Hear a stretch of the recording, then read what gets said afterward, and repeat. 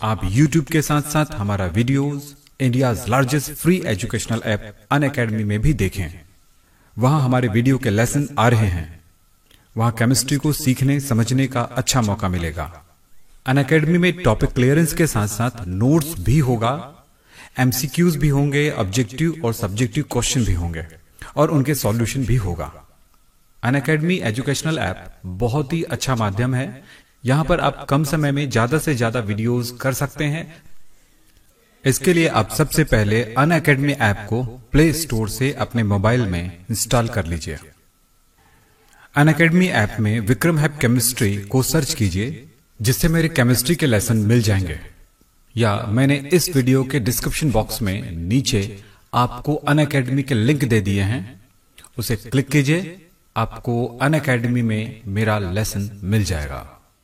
नमस्कार, मैं विक्रम सिंह। आज से हम क्लास 12 का चैप्टर 1 स्टार्ट कर रहे हैं। इसमें है चैप्टर 1 में है सॉलिड स्टेट यानी कि ठोस अवस्था।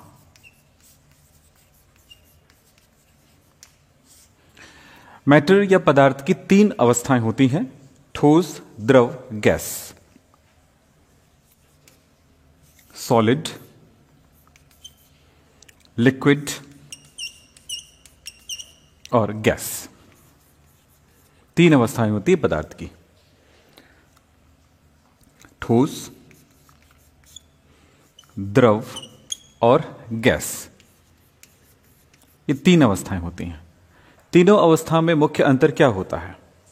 सबसे पहली बात यह समझें कि जो भी पदार्थ है छोटे छोटे कणों से बना होता है, जिसको कहते हैं कॉन्स्टिट्यूएंट पार्टिकल्स, यानी कि अवयवी कण।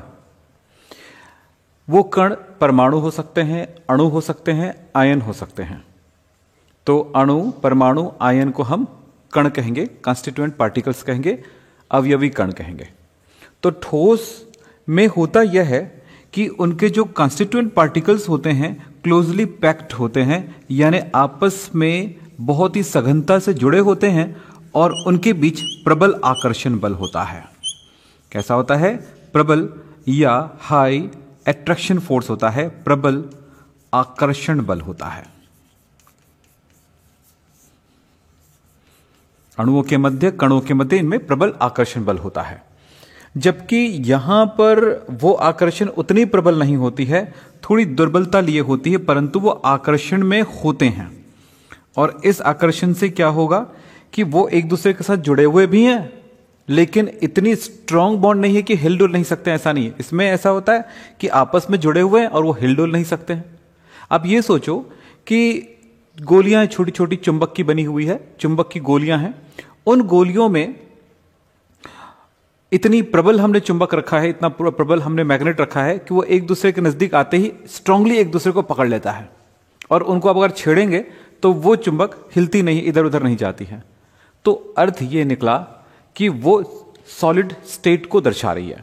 जबकि अगर हम हल्के चुंबक वाली कोई गोलियां हैं, यानी छर्रे हों या बॉल हो, वो अगर आपस में चिपके हुए हैं, जब उनको छेड़ेंगे तो वो एक तरह से बहने लगेगा, यानी उसके अलग अलग शेप में आ सकती है। लेकिन गैस में ये कहेंगे कि उनकी गोलियों के मध्य कोई आकर्षण नहीं है, आकर्षण बल है ही नहीं। तो ये क्या करता है? एक दूसरे से दूर रहती है, बिखर जाती है। तो 3 तरह से हमने देखा अवस्था में। क्या देखा हमने? ठोस में ये देखा कि कंस्टिट्यूएंट पार्टिकल्स होते हैं, आपस में एक दूसरे के साथ आकर्षण में होते हैं। जबकि द्रव में एक दूसरे के साथ आकर्षण में होते हैं, परंतु प्रबल आकर्षण में नहीं होते। यहां पर लिखा है प्रबल आकर्षण होता है, पर यहां पर दुर्बल आकर्षण में होते हैं।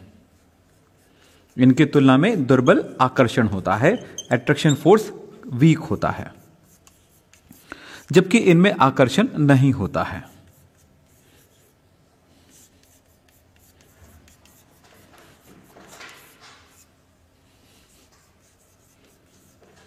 इसमें आकर्षण बल नहीं होता है, जिसकी वजह से क्या होता है कि इनके अणुएं एक दूसरे से बिखरी हुई रहती हैं, अलग अलग रहती हैं, और वो फैल जाती हैं वातावरण में।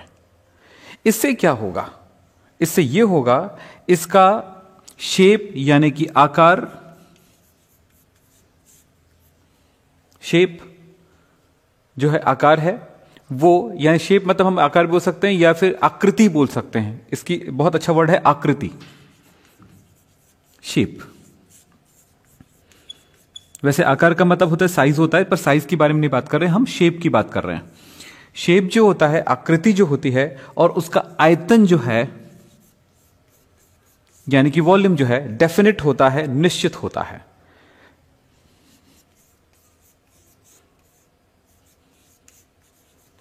तो क्या समझ में आया?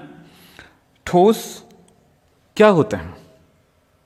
तो बोल सकते हैं पदार्थ की वह अवस्था जिसमें उसका आकार और आकृति, आकार और आयतन निश्चित होता है, आकृति और आयतन निश्चित होता है, हम उसे सॉलिड स्टेट कहेंगे, जिनमें उनके कंस्टिट्यूएंट पार्टिकल्स आपस में प्रबल बंध से जुड़े होते हैं। जबकि लिक्विड में क्या होता है, आपस में जो आकर्षण होता है कंस्टिट्यूएंट पार्टिकल्स का, वो दुर्बल होता है, परंतु उनकी जो होती है आयतन तो निश्चित होता है।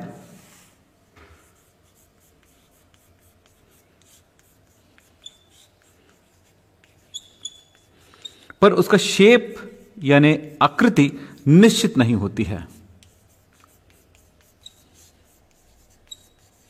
जिसके कारण इसे जिस पात्र में भी रखा जाए वो उसी पात्र का रूप धारण कर लेती है। जैसे पानी, पानी लिक्विड है, तो उनको अगर आप मग में रखोगे तो मग का आकार धारण कर लेगा, बॉटल में रखोगे तो बॉटल का आकार धारण कर लेगा, जैसे रहोगे वो बहने लग जाएगा। तो इसमें बहने की प्रवृत्ति होती है अगर वो लिक्विड है तो, जबकि इसमें बहने की प्रवृत्ति नहीं होती है। इसमें डिफ्यूजन बहुत कम होता है। डिफ्यूजन मतलब होता है विसरण, विसरण कम होता है, फैलाव, फैलती है। जैसे एक जगह हमने सेंट छिड़का तो वो पूरी वातावरण में फैल जाता है, तो गैस में बहुत ही फास्ट डिफ्यूजन होता है, जबकि द्रव में बहुत कम होता है और ठोस में बिल्कुल भी कम होता है या नहीं होता है। तो यहां पर हमने देखा द्रव में कि उनका आयतन निश्चित होती है, परंतु उनका शेप निश्चित नहीं होता है, अनिश्चित होता है। परंतु गैस का क्या होगा?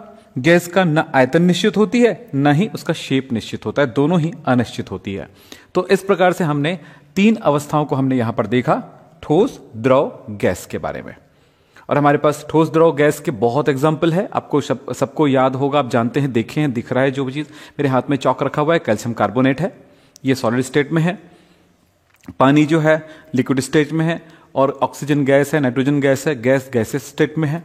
तो हम ये जानते हैं कि ठोस, द्रव, गैस, ये तीन अवस्थाएं होती हैं पदार्थ की, और इन तीनों अवस्थाओं में से हम एक अवस्था पढ़ेंगे, वो है सॉलिड स्टेट। तो अगर आपसे सॉलिड स्टेट की परिभाषा पूछा जाए तो आप क्या बोलेंगे?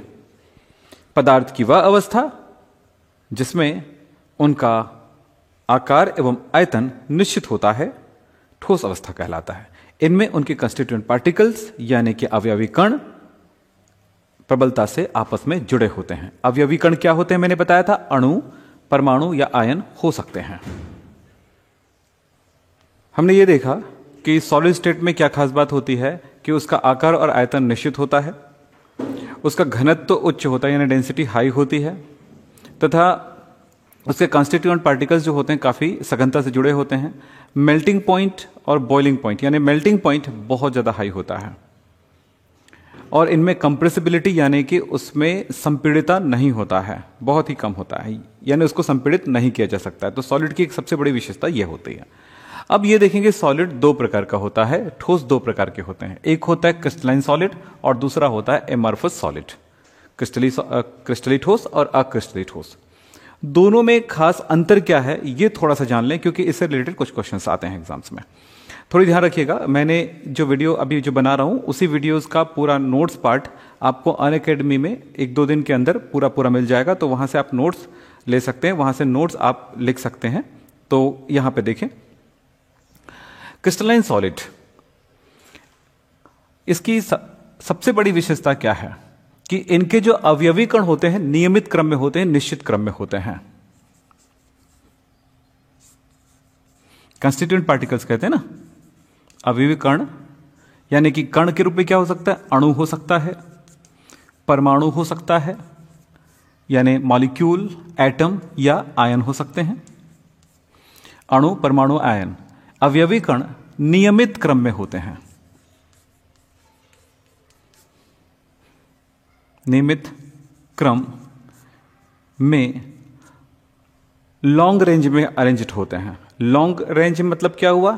वो उसी ऑर्डर में बड़े लंबी दूरी तक, यानी कि जहां तक वो क्रिस्टल होता है वहां तक उसी ऑर्डर में वो अरेंज रहते हैं।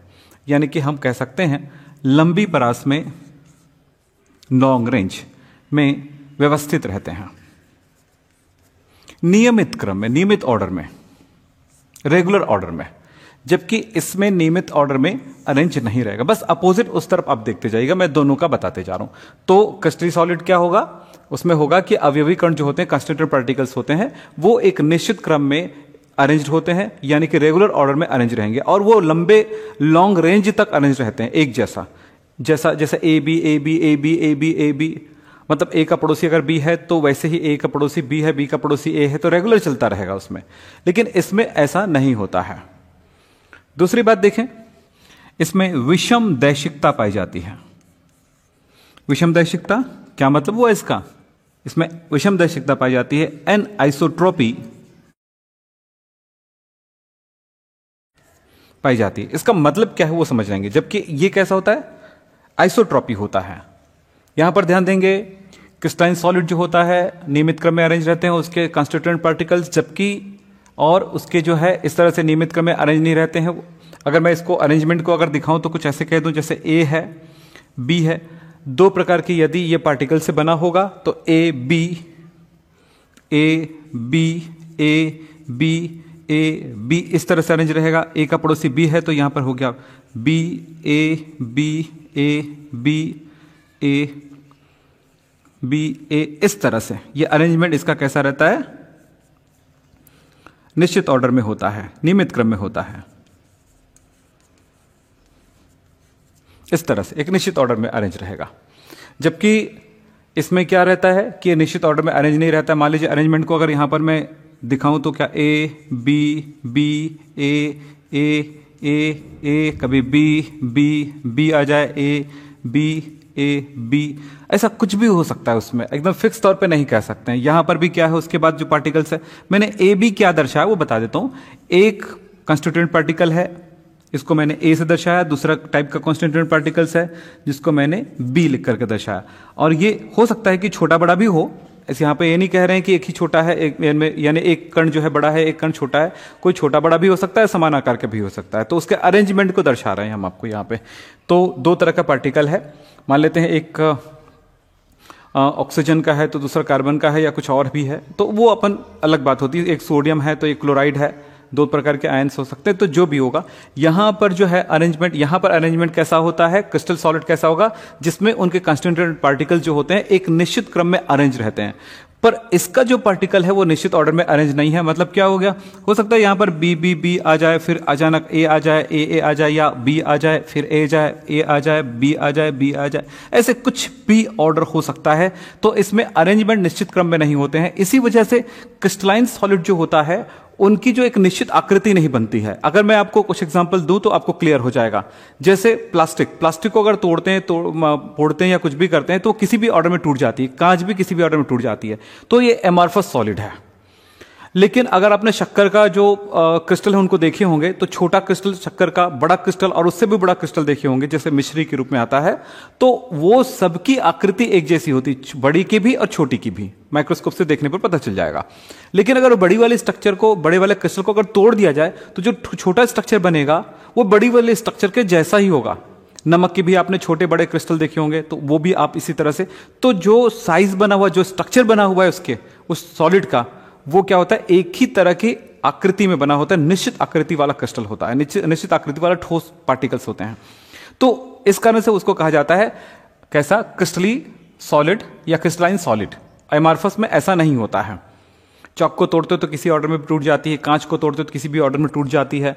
इसी प्रकार से आपने प्लास्टिक को तोड़ते हो तो किसी भी ऑर्डर में टूट जाती है। तो वो क्या होता है, अक्रिस्टली ठोस है।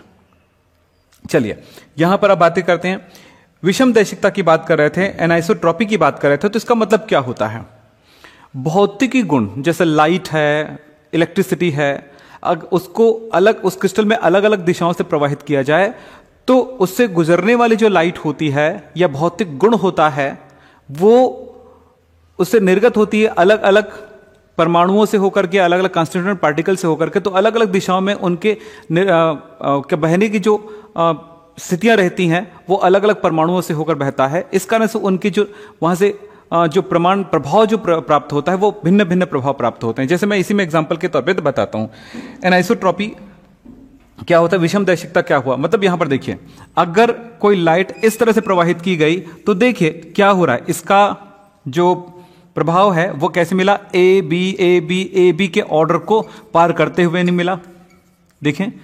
लेकिन अगर यही चीज अगर इस ऑर्डर में अगर लाइट डाला जाए तो देख रहे हैं आप कि ए को पार करते हुए निकला। अगर इसको इस तरह से लाइट डाला जाए तो देख रहे हैं इस ऑर्डर में अगर लाइट कही होगी या विद्युत धारा प्रवाहित होगी तो ए बी को पार करते हुए निकला होगा। लेकिन जब एमॉर्फस होता है तो क्या होगा, इसमें जब लाइट निकलती है तो हो सकता है देखो बी ए या ऐसे में डाले तो देखो ए बी ए, मतलब एक ऑर्डर निश्चित नहीं होती, मतलब एक हौश पौश रहता है, किसी भी दिशा में किसी भी अणु को क्रॉस करके निकलता है। तो इससे निकलने वाले जो निर्गत यानी प्राप्त होने वाली जो लाइट होती है उसका जो प्रभाव होता है, उसका परिणाम जो होता है वो सभी दिशाओं से समान प्राप्त होता है। तो इसीलिए बोलते हैं यहां पर कि इसमें तीसरी वाली बात है कि इन दोनों में अंतर क्या है, विषम दैशिकता इसमें है जबकि उसमें क्या है, समदैशिकता है। तो इसको बोलेंगे समदैशिकता, कहेंगे समदैशिकता मतलब किसी भी दिशा से अगर एमॉर्फस सॉलिड से प्रकाश या विद्युत धारा या चुंबकीय प्रभाव या कोई भी प्रवाहित किया जाए तो मिलने वाला जो उसका प्रमाण है या प्रभाव है वो समान होगा। तो इसको कहते हैं आइसोट्रॉपी, इसको बोलेंगे आइसोट्रॉपी। यहां पर देख रहे हैं एक और बात देखें, यहां पे शीतलन वक्र, कूलिंग कर्व बोलेंगे इंग्लिश में, शीतलन वक्र असतत होता है जबकि यहां पर कैसा होगा, सतत होगा, रेगुलर होगा। कूलिंग वक्र या कूलिंग कर्व जो है वो सतत होगा। ये कूलिंग कर्व क्या है वो आपको बताते हैं। अगर आपने क्रिस्टल को बहुत अधिक तापमान पर, टेम्परेचर को मैं टी से दर्शा रहा हूं और ये टाइम है टी, स्मॉल टी, यानी टाइम भी लिख देता हूं, चलिए थोड़ी सी ऊपर बना देता हूं इसके लिए, ये टाइम को दर्शा रहा है और ये जो है टेम्परेचर को दर्शा रहा है, ठीक है। तो मान लेते हैं क्रिस्टल को हमने हाई टेम्परेचर पर गर्म किया है, वो लिक्विड के फॉर्म में है। तो होता क्या है, समय के साथ उसका टेम्परेचर गिरने लगेगा, नीचे आने लगेगा। कभी होता है कि वो बहुत समय तक वो टेम्परेचर को बनाए रखता है, फिर उसका टेम्परेचर अचानक गिरने लगा, फिर ऐसे होता है। तो ये इसका जो कर्व है कुछ इस तरह बनता है। लेकिन इसमें वो रेगुलर ठंडा होते जाता है, टाइम को लेके चल रहा है, यहां पर टेम्परेचर, इसका जो एमॉर्फस सॉलिड है वो रेगुलरली समान रूप से वो ठंडा होते जाता है। इसलिए कह सकते हैं या ऐसे भी होगा ग्राफ या ऐसे होगा ग्राफ, टेम्परेचर डाउन होती जा रही टाइम के साथ साथ। तो इन दोनों में फर्क क्या है, पहले तो ये समझ लें, इस जगह पे ये कुछ समय तक ये उसी टेम्परेचर को बना के रखता है। जिस टेम्परेचर को बना रख रहा है वो पहली बात तो है वो एक टेम्परेचर होगा, वो मेल्टिंग पॉइंट और बॉइलिंग पॉइंट के टाइम पे, यानी कोई उसकी अवस्था में जब परिवर्तन हो रहा होता है तो वो पदार्थ उस टाइम पर ज्यादा समय तक उस टेम्परेचर को बना के रखता है। तो इस तरह से क्या होता है, ज्यादा समय तक टेम्परेचर बना के रखा मतलब ये रेगुलर, ये ठंडा नहीं हुआ, इर्रेगुलर ठंडा हुआ है। तो इस तरह से कहा गया है कि असतत रूप से इसकी कूलिंग कर्व होती है, जबकि इसकी कैसी होती है, सतत रूप से बहने वाली या कम होने वाली कूलिंग कर्व होती है। तो ये दोनों में फर्क आपको समझ में आ गया होगा। आप इस चैप्टर के सारे जो नोट्स है वो प्राप्त करने के लिए अनअकैडमी के वीडियोस में आ जाइए, उनके लेसन देखिए, उसमें मैंने क्वेश्चन आंसर भी डालूंगा मैं। और अभी दोनों ही सिमिलरली सेम टाइम पर लग रहा है, तो उनके सारे नोट्स अब यहां से भी नोट्स बनाने लगे और जो जो समझाता हूं उनको समझते जाएंगे। चलिए, क्लीवेज नंबर 5 है क्लीवेज, यानी विदलन या टूटना। क्रिस्टल को जब स्ट्रोक करते हैं या फिर धारदार चाकू से काटा जाता है तो बिल्कुल अपनी एक सतह बनाते हुए कटती है बराबर। लेकिन अक्रिस्टली सॉलिड को अगर काटा जाता है तो इरेगुलरली कट जाता है, इधर उधर वो कट जाती है, यानी कि उसमें कोई एज नहीं बनता है और उसकी कटने की जो स्थिति रहती है एकदम फिक्स नहीं रहता है। जैसे अगर प्लास्टिक को काट रहे हो तो कहीं से फिसल जाएगा, इस तरह की स्थितियां होगी। लेकिन अगर आपने नमक का क्रिस्टल है उसको काटेंगे तो अपना एक एज बनाते हुए, जैसा वो क्रिस्टल पहले था बड़ा क्रिस्टल, वो छोटा क्रिस्टल बनाते हुए वैसे ही टूट जाएगा। तो इस तरह कहते हैं कि इसका क्लियर क्लीवेज होता है, जबकि इसका क्लीवेज जो है वो क्लियर नहीं रहता है। तो इस प्रकार से हमने इन दोनों में अंतर देखा। पहला अंतर यह देखा क्रिस्टलाइन सॉलिड की विशेषता क्या है, यह भी यहीं पे आ जाता है, और इसका अंतर क्या है वो भी आ जाता है। तो यहां पर इसकी विशेषताएं अगर पता है तो दोनों के बीच में अंतर भी आपको पता हो गया है। तो देखो, सबसे पहले क्रिस्टलाइन सॉलिड को क्लियर कर देते हैं। तो क्रिस्टली सॉलिड किसे कहेंगे, क्रिस्टली पदार्थ किसे कहेंगे, क्रिस्टली ठोस किसे कहेंगे, इसकी परिभाषा क्या होगी। पहले परिभाषा बना लेते हैं, सिंपल सा। वे ठोस पदार्थ या वे ठोस जिनके अवयवी कण निश्चित क्रम में व्यवस्थित रहते हैं तथा जिनका गलनांक निश्चित होता है। इसका गलनांक निश्चित नहीं होती, थोड़ा ध्यान रखना, मैंने इसमें अंतर बताते समय बताया नहीं था आपको, एक बार और इसको क्लियर कर देता हूं। इसका गलनांक निश्चित नहीं होता, एक लॉन्ग रेंज में होता है गलनांक। मतलब अगर इसको गर्म किया जाए तो यह एक निश्चित टेंपरेचर पर ही पिघलेगी क्रिस्टल, लेकिन जो अक्रिस्टल है वो निश्चित टेंपरेचर पर नहीं पिघलती है, लॉन्ग रेंज में पिघलती है। लॉन्ग रेंज में जैसे एक गर्म किया गया तो वो पिघलना शुरू होगा, तो टेंपरेचर थोड़ा इंक्रीज होगा तो थोड़ा और पतला हो जाएगा, तो टेंपरेचर और बढ़ा तो थोड़ा और पतला हो जाएगा, यानी पहले नरम होगा फिर वो लिक्विड फॉर्म में आएगा। लेकिन इसमें क्या होता है कि यहां पर एक निश्चित टेंपरेचर के नीचे वह सॉलिड है, एक निश्चित टेंपरेचर के ऊपर वो, उसी निश्चित टेंपरेचर के ऊपर वो लिक्विड है। यानी ऐसा नहीं कि ज्यादा गर्म किया जाए तो फिर वो ज्यादा से ज्यादा वो और भी पतला होने लगे, ऐसा नहीं होता है। क्रिस्टल में ये खास बात होती है। जबकि अक्रिस्टल में ऐसा होता है कि पहले वो नरम पड़ेगा पेस्ट के समान, फिर उसके बाद वो नरम लिक्विड के समान आ जाएगा। तो ये स्थिति, तो इसको बोला जाता है, इसका जो गलनांक होता है लॉन्ग रेंज में होता है, जबकि इसका कैसा होता है, एक निश्चित इसमें एक खास टेंपरेचर होता है, जबकि एक खास परास में होता है, इसमें ये खास टेंपरेचर होता है। तो इसलिए बोलते हैं इसका जो मेल्टिंग पॉइंट जो है वो उच्च भी होती है और शार्प भी होती है, निश्चित होती है। वैसे दोनों का होता है उच्च, मैंने ये लिखा था जो सॉलिड के लिए लिखा था कि सॉलिड का जो मेल्टिंग पॉइंट है वो उच्च होता है, जबकि क्रिस्टल के लिए बोलेंगे कि इसका मेल्टिंग पॉइंट शार्प होता है, निश्चित होता है। जबकि अक्रिस्टल के लिए जो होता है मेल्टिंग पॉइंट वो कैसा होता है, गलनांक जो होता है निश्चित नहीं होती है, एक लॉन्ग रेंज में होती है। यानी टेम्परेचर एक पिघलना शुरू हुआ या लिक्विड फॉर्म में चेंज होना शुरू होता है तो काफी और टेम्परेचर आने पर थोड़ी सी लिक्विड उसका जो स्टेट है और थोड़ी बढ़ती है, इस तरह से बढ़ती जाता है, तो लॉन्ग रेंज में आता है इसका। तो चलिए फिर विषमदेशिकता के बारे में हमने जाना कि भाई इसमें क्रिस्टल पर विभिन्न दिशाओं से अगर हम उसमें लाइट डालते हैं या विद्युत धारा प्रवाहित करते हैं या चुंबकीय क्षेत्र प्रवाहित करते हैं तो उनसे प्रभाव जो होता है भिन्न भिन्न प्राप्त होता है, जबकि इसमें समान प्राप्त होता है, इसलिए समदैशिकता कहा जाता है। शीतलन वक्र इसका सतत असतत होता है, निश्चित कर्व बनती नहीं, डायरेक्ट कर्व नहीं बनती, सीधे रेगुलरली वो ठंडा नहीं होती है क्रिस्टल गर्म करने के बाद, या गर्म करते हैं तो रेगुलरली वो गर्म नहीं होती जाती टेम्परेचर, उसमें टेम्परेचर थोड़ी सी स्टेबल होती है और इस तरह से उसका जो कर्व बनता है वो इर्रेगुलर बनता है, जबकि इसका कैसे बनता है, सतत बनता है, रेगुलर बनता है। क्लीवेज यानी इसको क्रिस्टल को काटेंगे धारदार चाकू से तो वो क्लियर कटती है, जबकि ये क्लियर नहीं करती है, इसमें एक तल निश्चित तल नहीं बनता है। तो ये अंतर है। तो इनमें एग्जाम्पल की बात चलते हैं, तो चलो एक आध एग्जाम्पल लिख लेते हैं यहां पे। इसका example NaCl, KCl, glucose, sucrose, copper sulphate या कोई मेटल, आयरन, सिल्वर या जो भी है, तो इसमें ग्रेफाइट, डायमंड आदि इसका एग्जाम्पल होगा। एमरफस सॉलिड में होगा स्टार्च, ग्लास कांच, रबर, प्लास्टिक एक्सेट्रा। तो इन सबको देख लें, ये कैसा होता है, इसका स्ट्रक्चर कैसा होता है, तो आपको क्लियर हो जाएगा। NaCl मतलब नमक होगा। तो ये सब क्या है, क्रिस्टलाइन सॉलिड है और वो सब है एमॉर्फस सॉलिड है। तो हम इस तरह से क्रिस्टल और अक्रिस्टल को देखें।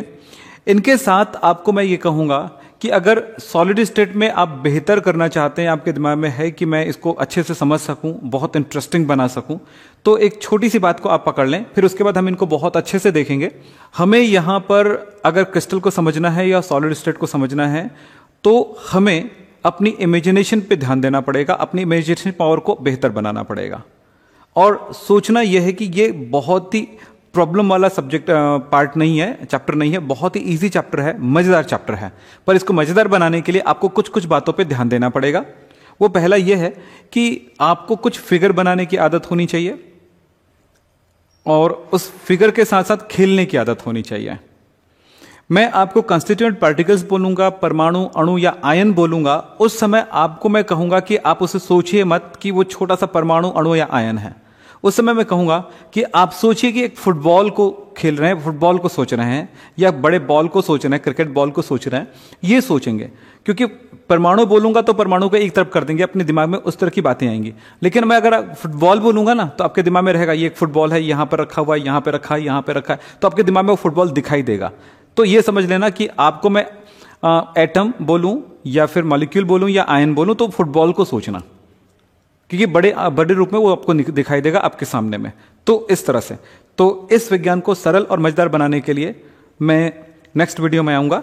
तो पहली बात है, इस विज्ञान को सरल बनाने का पार्ट शुरू होगा नेक्स्ट वीडियो से।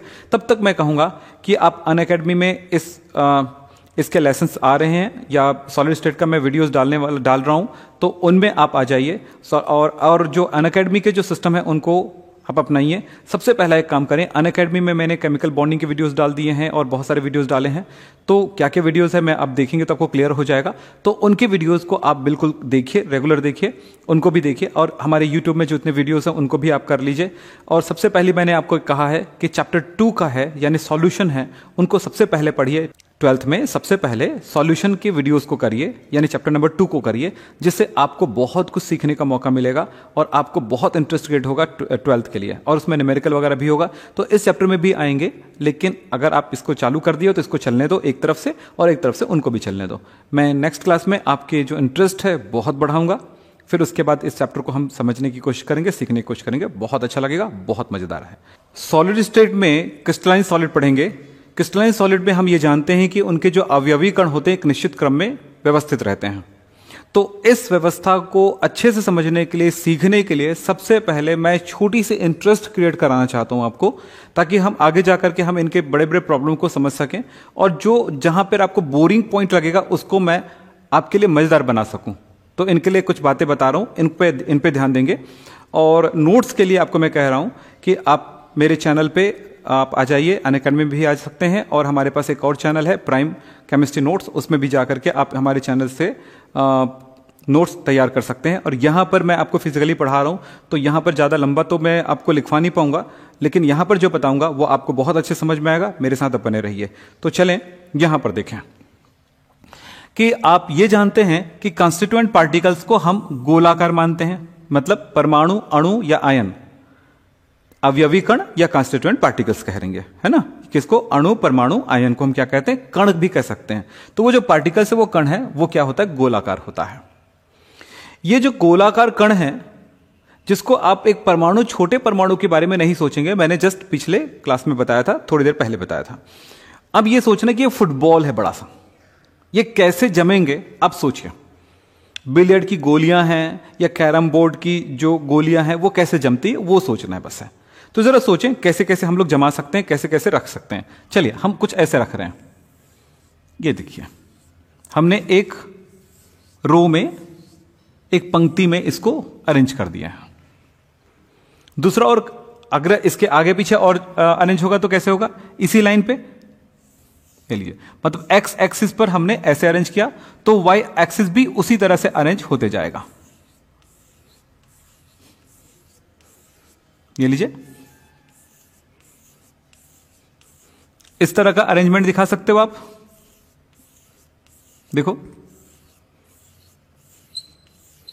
इस तरह का अरेंजमेंट है, तो हम क्या कहेंगे? एक्स और वाई अरेंजमेंट। ये देखो, एक्स अरेंजमेंट और वाई अरेंजमेंट, दोनों अरेंजमेंट है इसमें।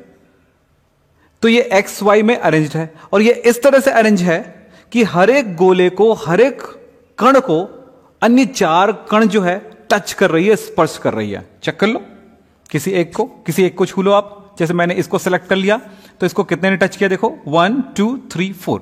तो जिनको इन्होंने टच किया है उनको उनका कोऑर्डिनेट माना जाता है, समन्वयक माना जाता है।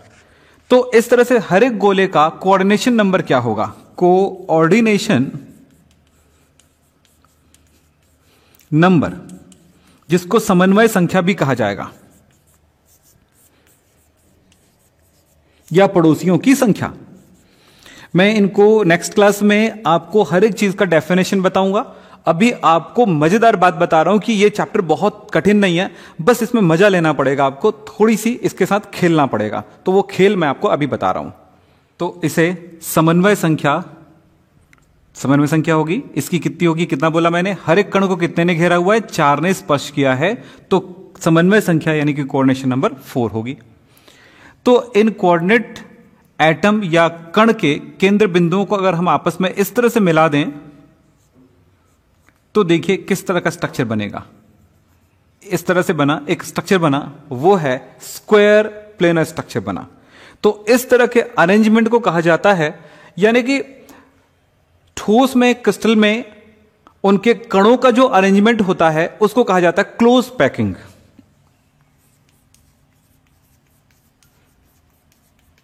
क्लोज पैकिंग यानी कि इसको कहा जाता है क्लोज पैकिंग इन सॉलिड।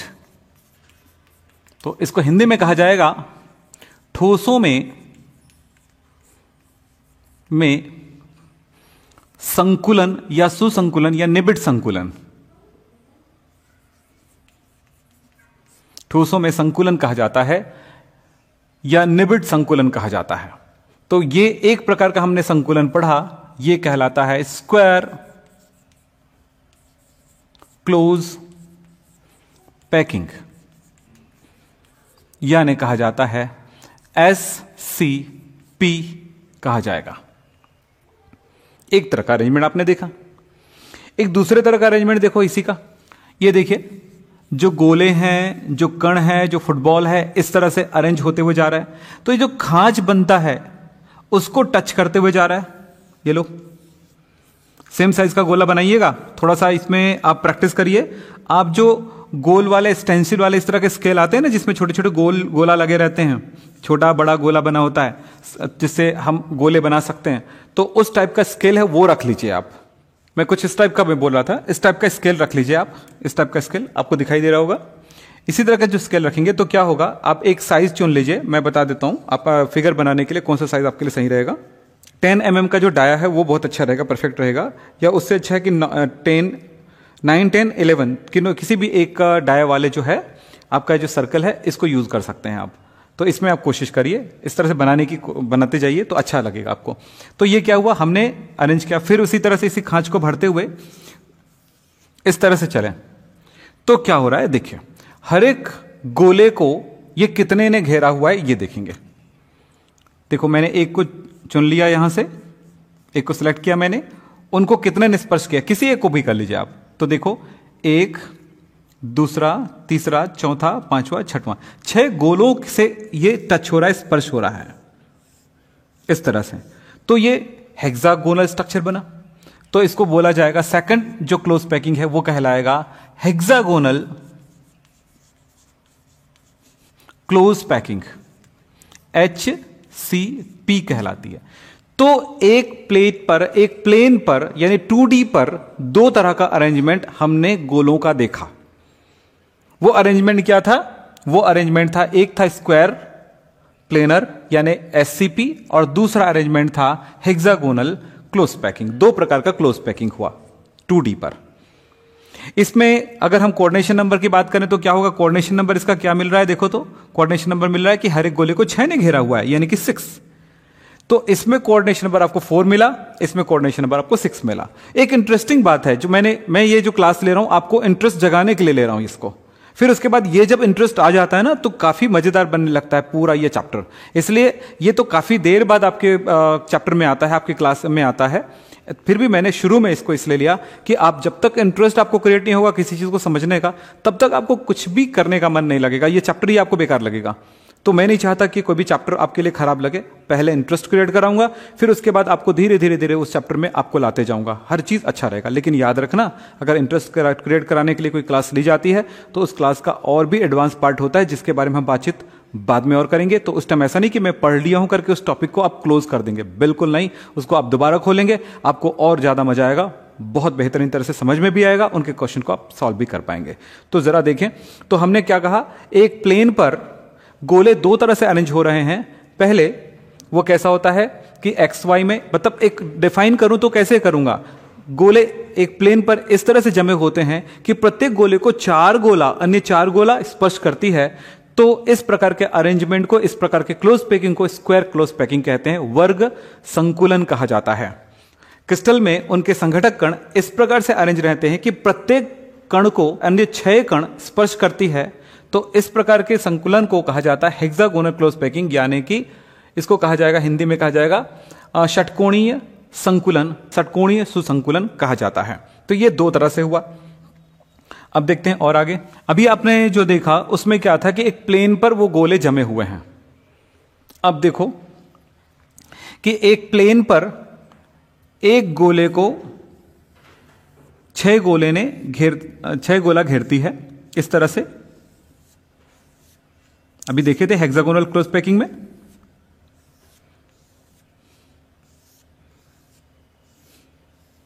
इस तरह से 6 गोले घेरती है। तो आप ये देख रहे हो कि इसमें 1 2 3 4 5 6 खांच बोल सकते हो, 6 होल्स हैं, 6 इसमें होल है। इसके मतलब ये हुआ कि बीच वाले गोले को 6 गोले ने घेरा हुआ, समान साइज का होगा। अब करके देखना, एक गोला बनाना और उसके साइड में मैंने जो आपको स्केल बताया था ना, स्टेंसिल बताया था, उसी के आधार पर बनाना, उसी को लेकर के बनाना। आप देखेंगे कि अपने आप ये 6 गोले साइड में आ जाएंगे। तब आप देखेंगे कि इसमें 6 जगहों पर होल्स नजर आएंगे।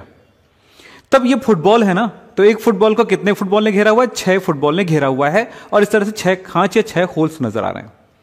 उस 6 होल्स के ऊपर 3 होल के ऊपर 3 और गोले आ सकते हैं, और उसी होल के नीचे 3 गोले और आ सकते हैं। यानी 6 को घेरा हुआ है, तो इसके ऊपर एक गोला यहां पर आएगा, दूसरा गोला यहां पे आएगा और तीसरा गोला यहां पे आएगा, इस तरह से। और उसी तरह से नीचे भी 3 गोले आएंगे। तो हम देख रहे हैं कि एक प्लेन पे बात नहीं कर रहे हैं। अब एक प्लेन था जिसमें एक गोले को 6 गोले ने घेरा हुआ था, और वही जमावट हर जगह पे थी। यहां पर हम कह रहे हैं कि उसके ऊपर भी उसके नीचे भी अरेंजमेंट है, और यह बहुत बड़ा अरेंजमेंट है।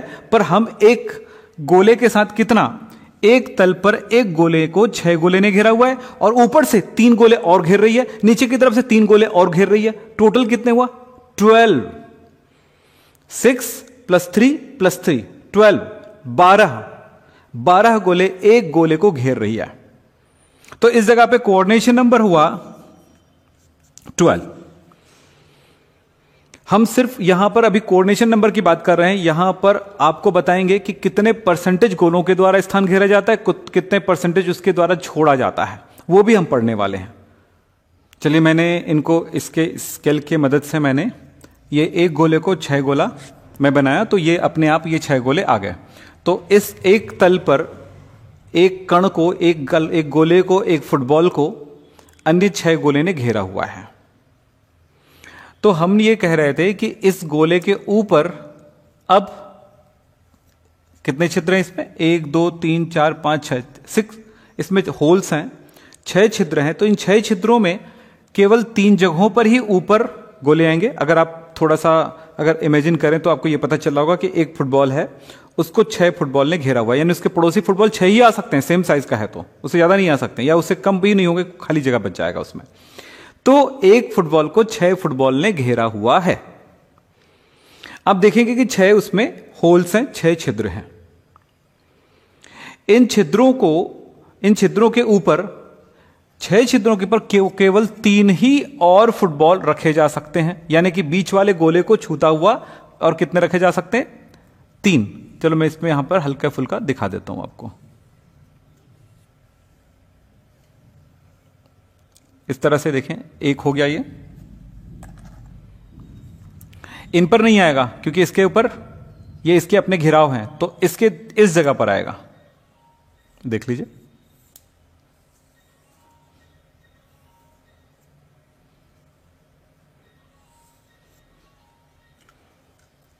और इस जगह पर भी इस तरह से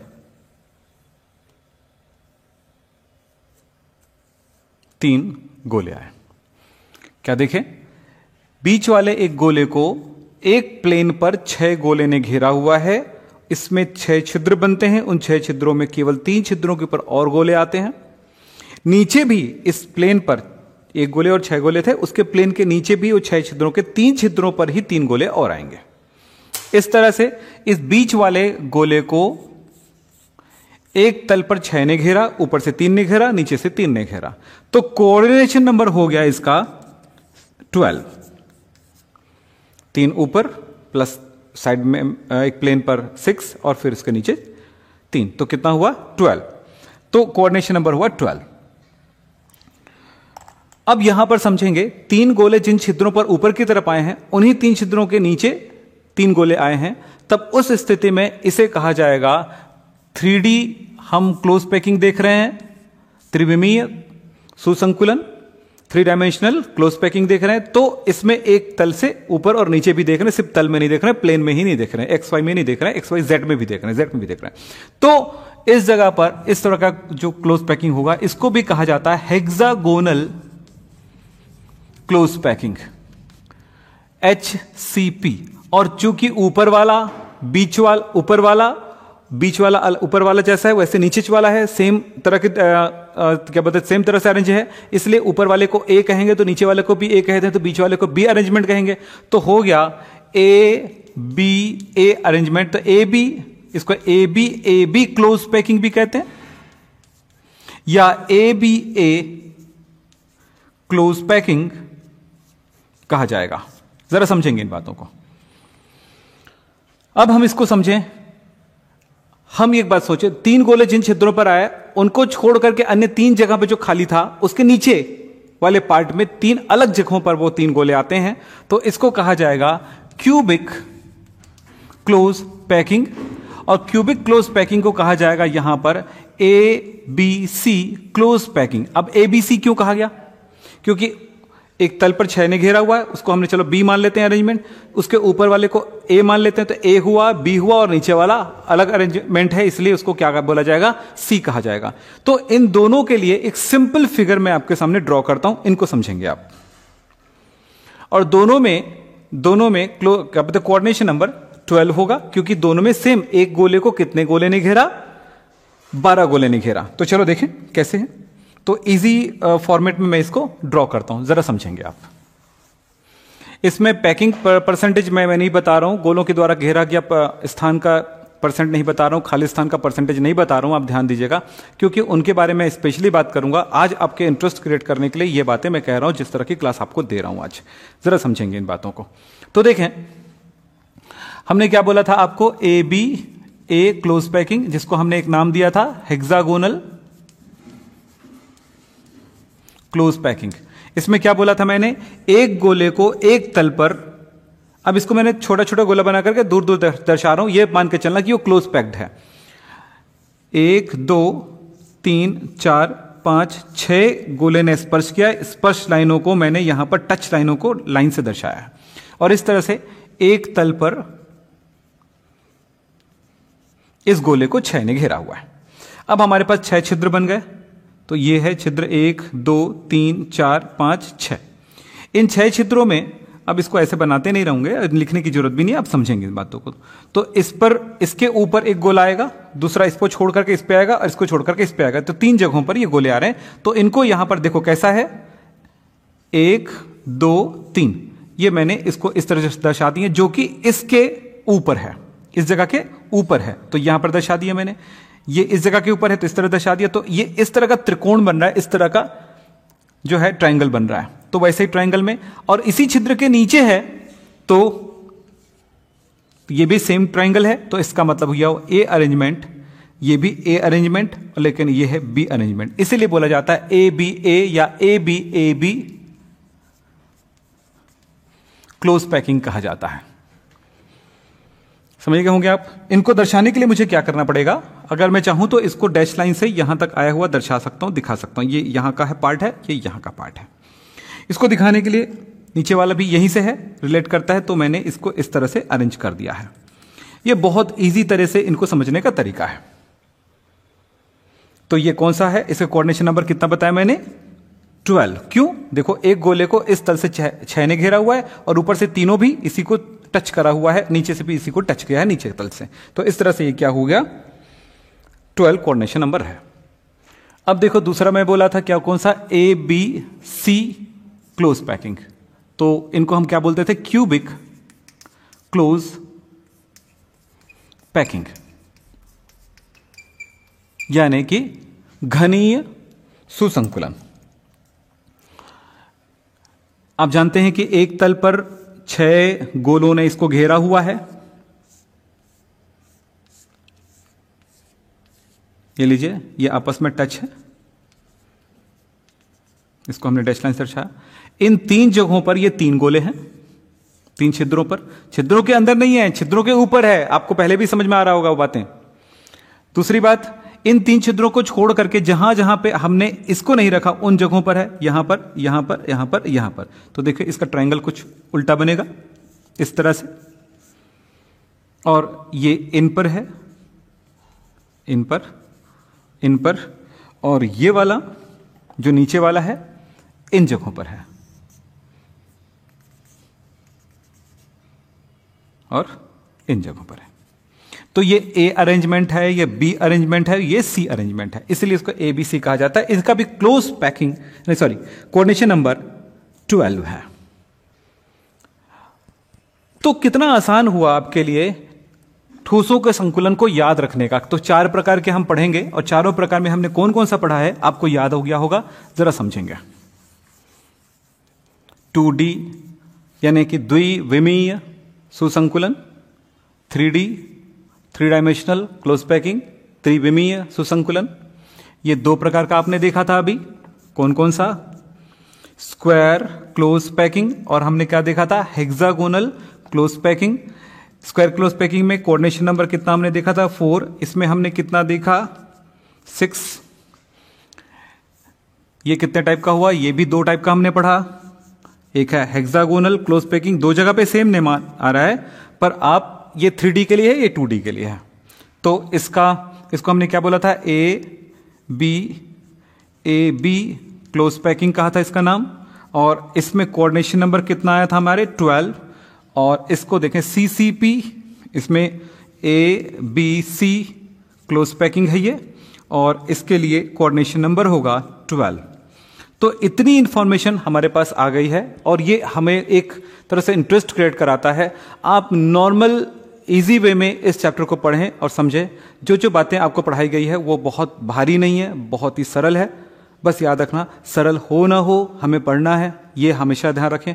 सरल करना होता है, आपको इजी बनाना होता है समझने के लिए, और उनके बाद उनके दूसरे क्वेश्चन जो आते हैं, जैसे भी प्रश्न होते हैं, हर तरह के प्रश्नों को हल करने होते हैं आपको, और उनके लिए आपको इंटरेस्ट क्रिएट करने पड़ते हैं।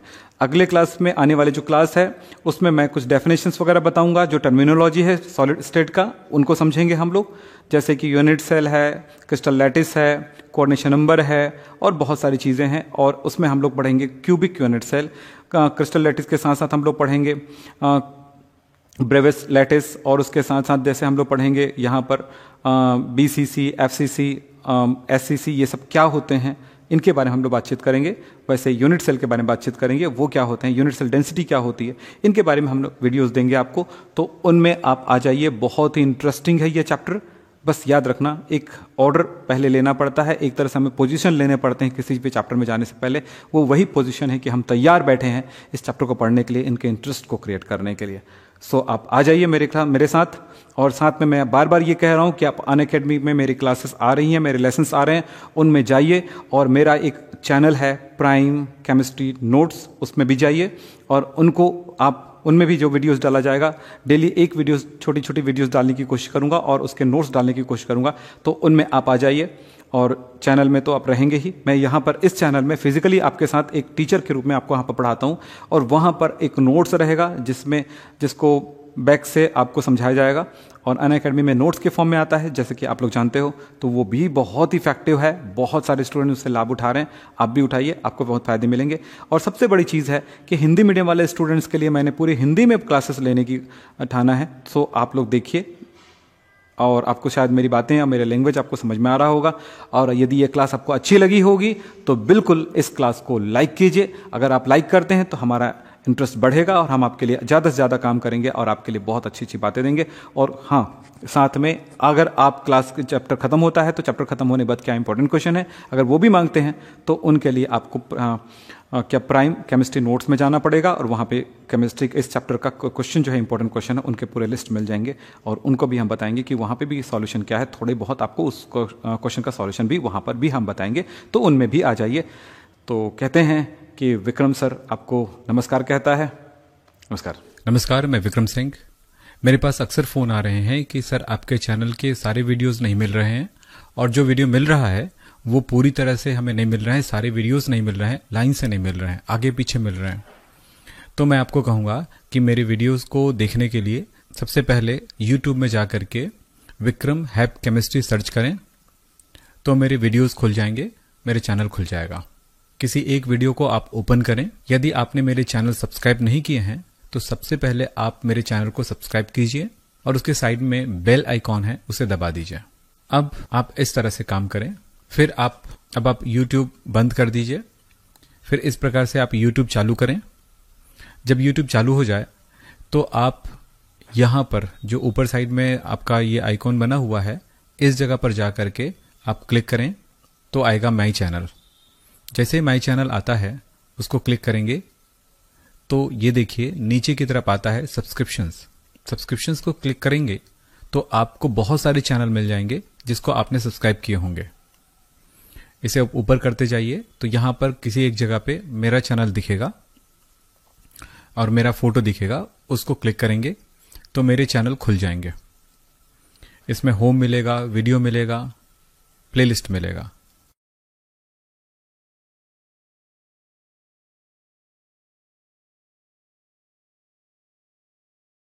तो आप प्लेलिस्ट को क्लिक कीजिए।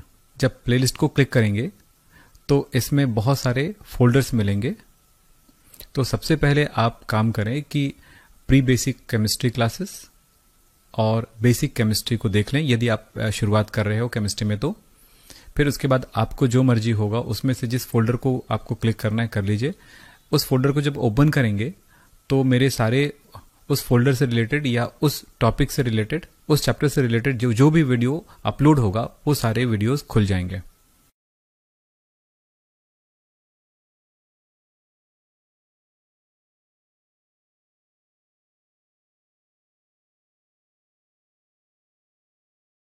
फिर उसे लाइन से आप पढ़िए, वॉल्यूम 1, वॉल्यूम 2, वॉल्यूम 3। इस तरह से आप लेक्चर वाइज या वॉल्यूम वाइज आप आगे बढ़ सकते हैं।